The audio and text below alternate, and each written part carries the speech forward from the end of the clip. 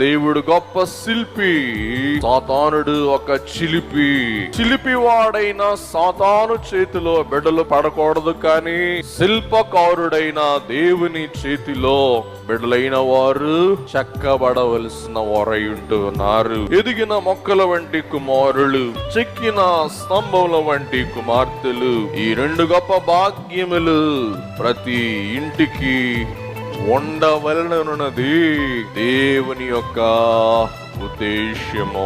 దేవుని వాక్యమును శుద్ధి శాన ద్వారా యవన బిడ్డలైన వారు చెక్కబడవలసిన వారై ఉంటూ ఉన్నారు.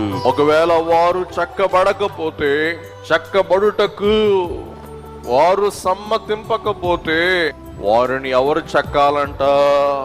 తల్లిదండ్రులు చెక్కాలి. ఎలాగూ చెక్కాలి?